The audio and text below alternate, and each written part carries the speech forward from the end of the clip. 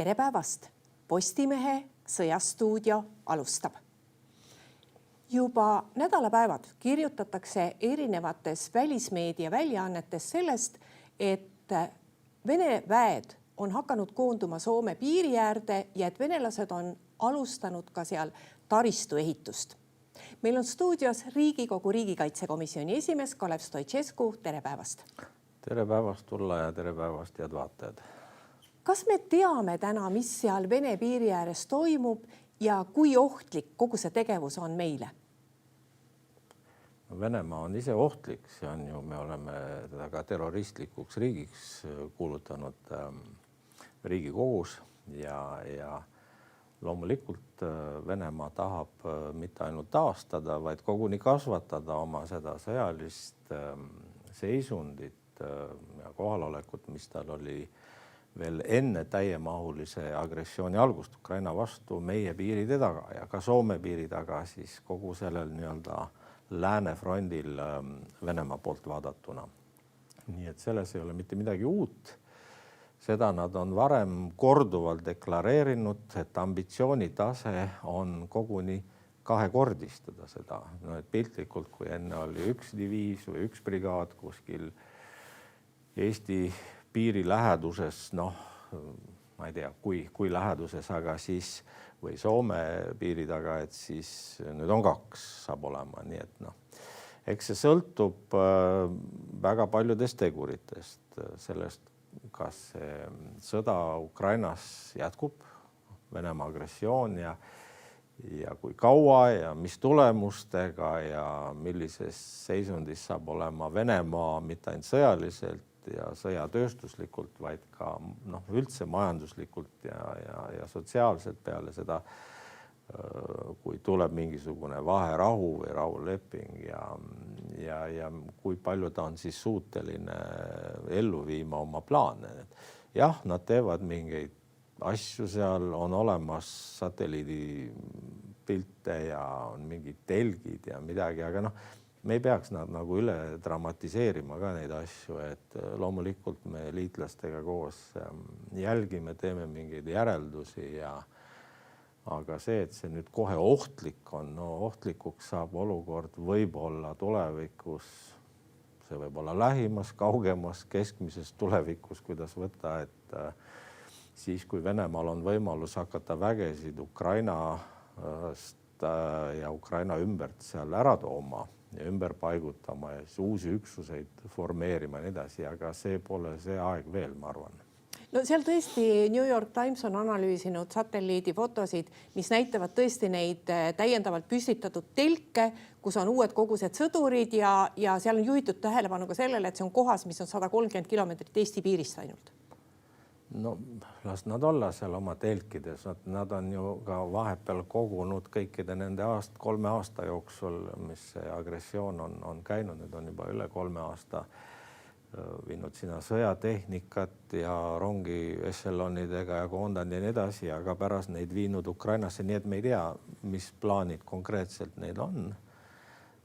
Need ei ole välja lekkinud kuidagi, nii et need sõdurid, keda siin on võetud, sest nende värbamine nüüd on nagu kasvanud viimasel ajal ja neid sõdurid võidakse viia väga vabalt Ukrainasse, mis oleks minu poolest loogiline.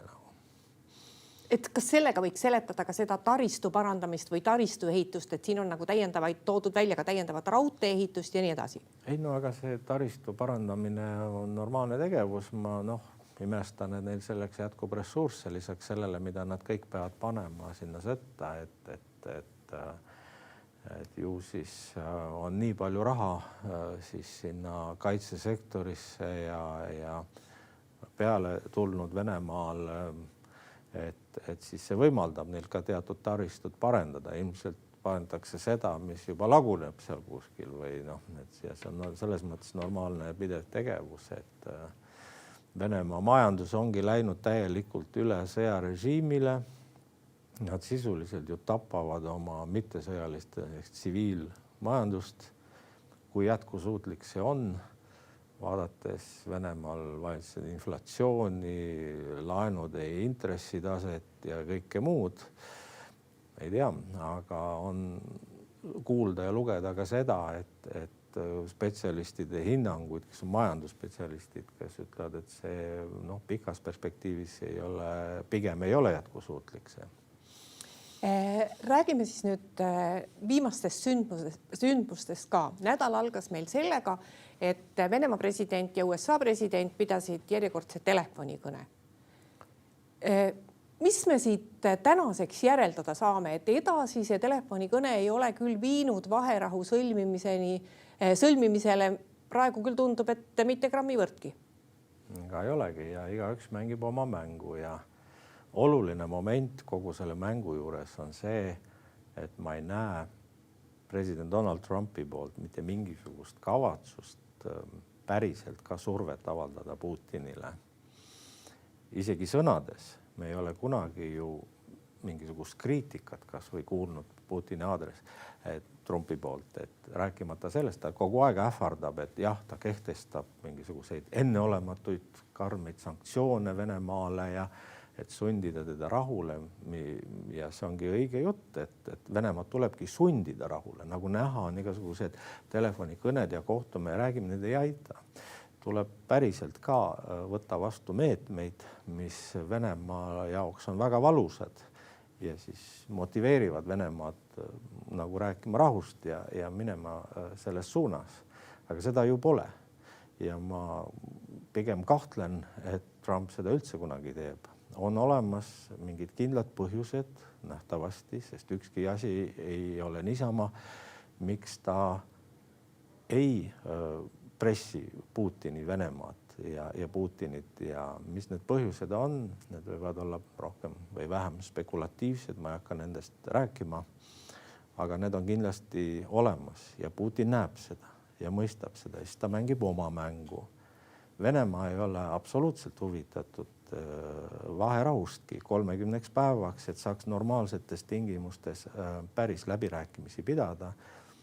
Kuidas saab ette kujutada, et venelased, ukrainlased, võib-olla ka ameeriklased istuvad ühe laua taga, räägivad rahust ja samal ajal venelased tapavad tsiviilelanikkonda Ukrainas, lapsi, naisi, vanureid, mehi.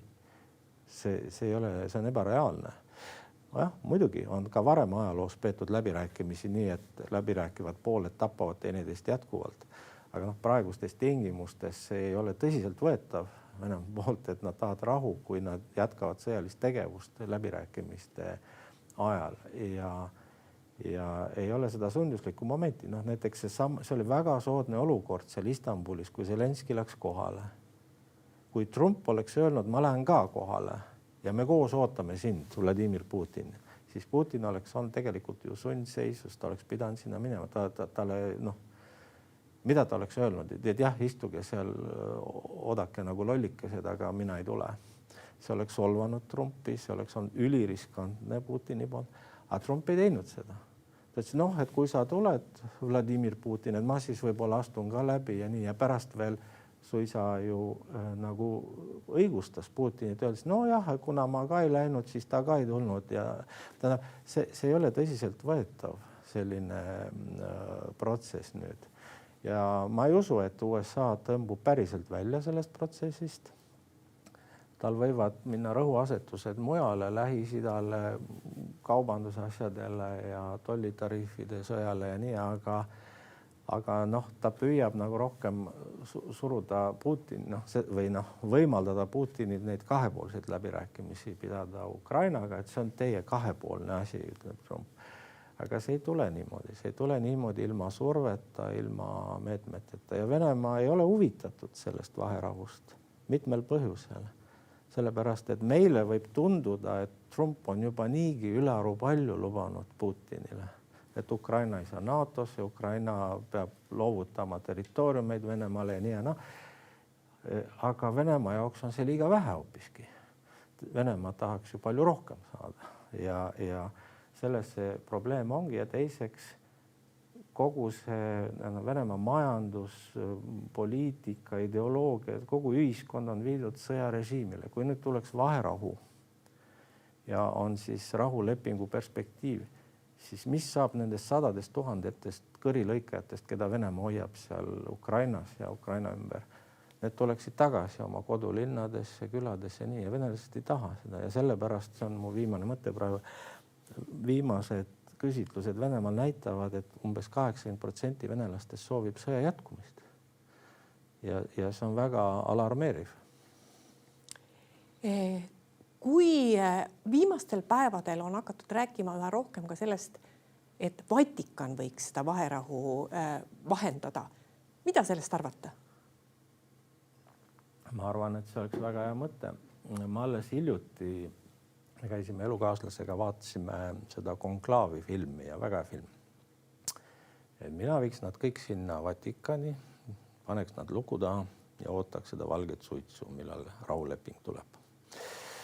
Ja siis seal võiks olla Trump ja Putin ja Zelenski ja paavst ja Euroopa liidrid. Aga seda kindlasti kahjuks ei juhtu. Nii et see on nii-öelda nali naljaks, aga tegelikult seda asja peabki võtma tõsisemalt. Zelenski võtab seda asja tõsiselt, eurooplased võtavad asja tõsiselt, aga me peame mõistma, et kõik see nii-öelda rääkimine rahust ja see rahuprotsess on meie jaoks väga, väga selge, mida Zelenski tahab ja mida meie tahame. Aga see, mida Putin tahab ja see, mida võib-olla ka Trump tahab, see on võib-olla midagi muud. Ja kuidas, mõtlen, mina arvan, et president Trump mõistab kogu seda, et ta näeb seda Venemaa agressiooni Ukraina vastu ja see rahusaut, et see on nagu mingi takistus sellel teel, et ta saaks äri teha Venemaaga ja teha business as usual, tõmmata Venemaad nii palju kui võimalik Hiinast eemale, mis on puhas illusioon, ma arvan. Nii et see on mitte lihtsalt rahu ei ole eesmärk, vaid lihtsalt kuidagi viisi saada laualt ära see asi selleks, et saaks business teha. Võib-olla ehitada mingi Trump Tower seal Moskvas, või teine Trump Tower, ma ei tea, Kiievis, võib-olla õnnestub ka Nobeli rahupreemiat saada veel ja nii edasi. Et me peame mõistma, et need liidrid erinevad mõtlevad väga, mitte tingimata nii, nagu meie mõistame neid asju. No, sel nädalal käis Venemaa president Putin ka Kurski oblastis. Mis see mõte oli? Näidata venelastele, et Kurskis ei ole üldse enam? Jah, ma vabastasin teid. Ja. Kusjuures ukrainlase, me ei tea täpselt ka, mis päeval ta seal käis ja kus ta täpselt käis. No ilmselt Kurski linnas käis, seal oli kindlasti tohutu turva ja kõik. Ja ukrainlased ütlevad, et sõjategevus Kurski oblasti pinnal ei ole veel lõppenud. No võib-olla nad okupeerivad veel väga väikest territooriumit seal, aga igal juhul nemad eitasid seda, et Venemaa on Ukraina väed päriselt Venemaa territooriumilt nagu välja surunud. Nii et ühesõnaga, eks Putini üks eeltingimus tema jaoks oligi see, et enne ei ole mingid läbirääkimisi, kui Venemaa on vabastatud. Et tema ei taha pidada läbirääkimisi nii, et tema küll okupeerib 20% Ukrainast, aga et Ukraina okupeerib kas või 0,1% Venemaa territooriumist. Tema jaoks oli see vastuvõetamatu. Ta tahtis seda saavutada juba aasta vahetuseks. Tegelikult varem oli isegi veel eelmise aasta sees oli see eesmärk püstitatud, aga tundub, et nüüdseks on siis Ukraina väed seal lahkunud ja et lugesin Kyiv Independentist üht lugu, see on praegu neil netis üleval online uudistes, et seal võidelnud pataljoni komandör mitte Sõrskõi on nende maavägede ülem, see on Sõrsen ja Sõrsen, tema on väga kuulus mees Ukrainas ja 47. brigaadis, et ta pani oma ameti maha ja ta oli väga kriitiline sellest, kuidas Ukraina relvajõudude ja maavägede kõrgem, seal on ülemad on juhtinud kogu seda tegevust, eriti Kurski oblastis, et miks nad taandusid nii kiiresti või nii aeglaselt, vabandust, ja nii suurte kaotustega ja nii edasi. Nii et sellega ma tahan öelda, et noh, me loeme, et on üht-teist toimumas ka Ukraina relvajõududes, et ka seal on kriitikat teatud tegevuse suhtes, et võiks asju paremini teha. No osad analüütikud loevad sellest, et Venemaa praegu relvarahu mitte mingil juhul ei taha, välja ka Venemaa soovi siiski viia veel kevad-suvel, nüüd vist juba pigem suvel läbi mingi suurem pealetung, milleks tal ei ole siiamaani jaksu olnud. Kas need telgid viitavad sellele äkki, et püütakse seda kahuriliha veel tuua, ette valmistada ja siis viia sinna rindele. Selleks ongi vaja kahuriliha veel. Selleks on vaja ka sõjatehnikat juurde ja tulejõudu ja eks nad siis siuke pealetung, selleks on mitte ainult suurtükiväe tulejõudu vaja, vaid on ka eks raketid, droonirünnakud, kõik see muu, mis käib sellega kaasas, nii et ja rindel on niikuna üks siuke droonide sõda põhimõtteliselt, mis seal käib ja droonide olulisus on märgatavalt tõusnud viimasel ajal rindejoonel ja kilomeetreid ja võib-olla isegi kümnete kilomeetrite ulatuses varsti rindejoonest, nii et sellest räägitakse jah, et venelased valmistuvad suureks pealetungiks suvel või suve hakul ja just nimelt siin Harkivi ja Sumõi piirkonnas. Järelikult, et hõivata territooriumeid ka nendes oblastites, nii et aga elame näeme, kas nad seda ka teevad, see on tõenäoline, aga mitte 100% kindel ja kuivõrd see neil õnnestub, sest eks ukrainlased ka valmistuvad seda pealetungi, kui see toimub, et seda tõrjuma. No venelased on hästi palju täna näiteks meedias kajastanud seda, et öösel ründas Ukraina droonidega Moskvat. Mõned lennuväljad olid kinni, seda ikka juhtub. Kas venelased üritavad praegu neid ukrainlaste rünnakuid näidata natuke suuremate ja tähtsamatena?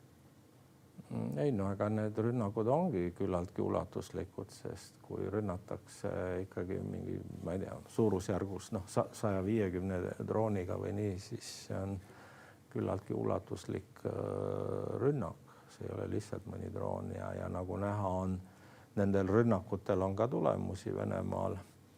Ja kas või see, kui me räägime nüüd siis lennuväljadest, et see pidevalt segab venelaste lennuliiklust ja mitte ainult Moskvas, vaid ka mujal.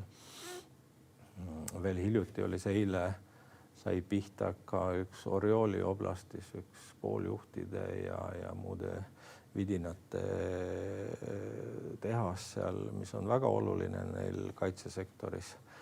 Sest neid komponente on vaja ka raketi tootmiseks ja paljuks muuks. Nii et Ukraina teab väga täpselt, milliseid objekte rünnata, mis on otseselt seotud agressiooniga. Nemad ei ründa agressiooniga mitte seotud objekte. Mis sa prognoosid? Kas siin suve hakul võidakse siiski kõigele vaatamata mingisugune relvarahu kehtestada ja mingeid läbirääkimisi pidada? Ei saa miskit poliitikas välistada kunagi, aga mulle tundub see ebatõenäoline. Just nende põhjustel, mida ma tõin, et Venemaal ei ole motiveeritud seda tegema. Jah, ütleme, kunagine Donald Trumpi rahvusliku julgeoleku nõunik Bolton ütles, et tegelikult praegu on Venemaa jaoks just hea aeg vaherahu teha. Ja siis ta saaks kas või imiteerida neid läbirääkimisi, pidada neid, ma ei tea, kui pikalt ja nii. Ja siis kosuda ja kõike muud on ju nii, nagu neil plaanis on. Aga jällegi, nemad mõtlevad teistmoodi Venemaal. Isegi kui nad saavad pragmaatiliselt aru, et kui nad praegu sõlmiksid mingi kokkuleppe, olgu see ajutine või mis iganes, siis ja see oleks neile kasulik, nad ikkagi ei tee seda, sellepärast et nende ambitsioon on niivõrd suur. Need on need samad ultimaatumid, mida Venemaa esitas 17. detsembril 2021 USA-le ja ka NATO-le tervikuna, mis on siiamaani Venemaa välisministeeriumi koduleheküljel internetis. Ja ma arvan, et Venemaa ambitsioon läheb veel kaugemale sellest. Ei ole ainult Ukraina ja Venemaa täielik kontroll sisuliselt Ukraina üle ja Ukraina riikluse lammutamine ja nii edasi, vaid see on Venemaa diktaat Euroopa suhtes, et nemad dikteerivad meil Euroopas, kuidas edasi elada ja kuidas julgeolek on ja me peame elama justkui Venemaa armust ja veel Venemaa roll globaalselt ja nii edasi, nad on veel üliambitsioonikad, aga mina arvan, et see, kuidas Venemaa ennast praegu näitab ja käitub, et selle taga võib olla ka küllaltki suur bluff tegelikult, et nad lihtsalt panevad kõik mängu ja see on psühholoogiline mäng selleks, et ukrainlased ja lääs annaksid enne alla sisuliselt, kui nendel jaks otsa saab. Kalev Stoicescu, aitäh tulemast Postimehe Sõjastuudio saatesse. Aitäh. Ja aitäh ka kõigile neile, kes meid täna vaatasid. Postimehe järgmised otsesaated on eetris uuel nädalal. Seniks lugege uudiseid postimees.ee.